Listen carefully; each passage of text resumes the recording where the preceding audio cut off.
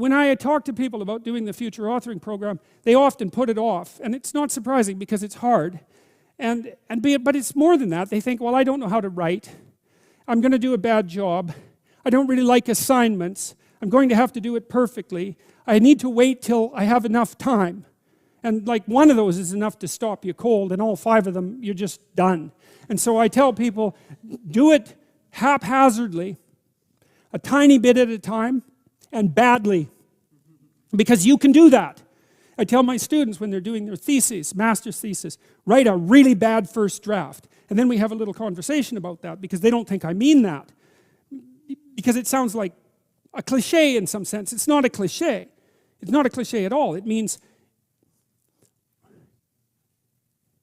you're a terrible writer, but if someone put a gun to your head and said, you have to have your 100-page thesis done by next Monday, or I'll shoot you, but I don't care how terrible it is, you would sit down and write it.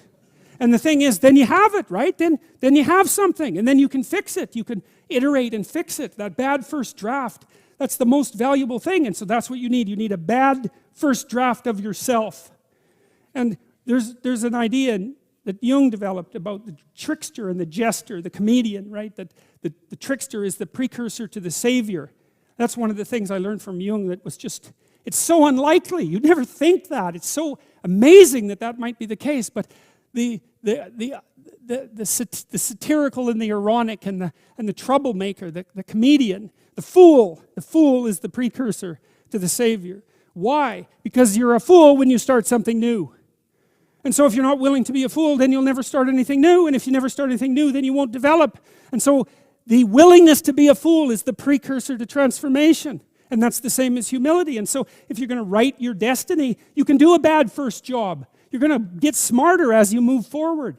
That's the thing, is that, so something beckons to you. That's what happens here. Maybe the star that Geppetto wished on was the wrong damn star. But at least it was a star, right? At least it was in the sky. At least it moved him forward.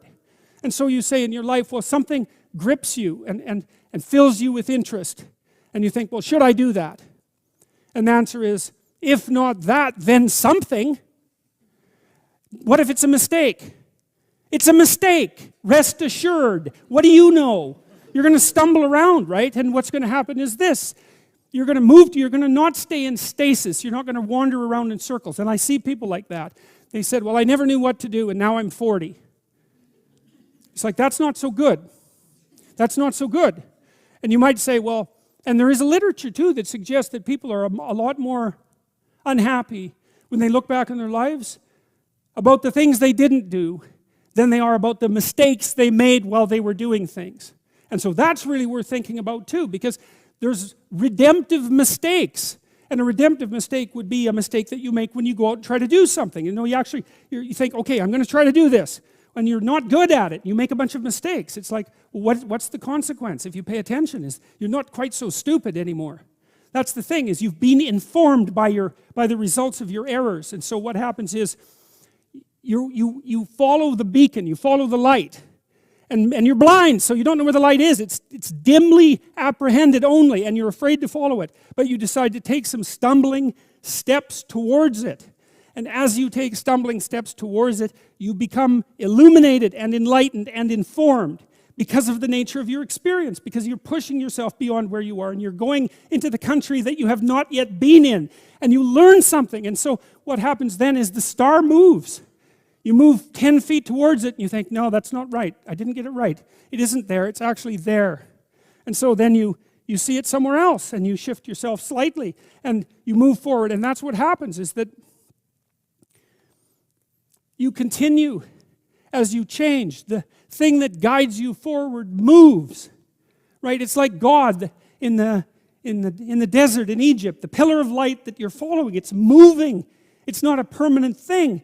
You move towards it, it moves away, it guides you forward. And so you say, well, is what I'm aiming at paradise itself? And the answer to that is no, because what do you know? You couldn't see paradise if it was right in front of you, but you might get a glimmer of it. And so you move towards it and you grow. And then the next time you open your eyes, you see a little bit more clearly. And that's what happens, is that just happens over and over, right? It keeps moving. And so you move like this. But the thing that's so cool is that all those zigs and zags, you say, and each of those zags and zigs is a catastrophe. I hit a wall, my God, and then I had to die a little bit, and I barely got back up. It's a phoenix transformation at each turn, and it's painful. But the thing is that even though you've traveled 20 miles, let's say, on that road, and you've only moved 3 miles forward, you've moved 3 miles forward instead of falling backwards, because that's the thing too, is that if you stand still, you fall backwards. You cannot stand still, because the world moves away from you if you stand still. And there's no stasis, there's only backwards. And so if you're not moving forwards, then you're moving backwards. And that's more of the underlying truth of the Matthew principle. To those who have everything, more will be given. From those who have nothing, everything will be taken. It's a warning. Do not stay in one place. Well, as you zig and zag, maybe the cataclysm of each transformation starts to lessen. There's not so much of you that has to die with every mistake. And maybe you end up oriented at least reasonably properly. And if you were sensible, that would have been your trip. But it wasn't, right? It's that. And perhaps it's a lot worse than that. Perhaps there's no shortage of backtracking. But it doesn't matter, because as you stumble forward, you illuminate and inform yourself. And perhaps that's partly because the world is made of information. And if you encounter it and tangle with it, then it informs you. And then you become informed. And then you're information. And then you're ready.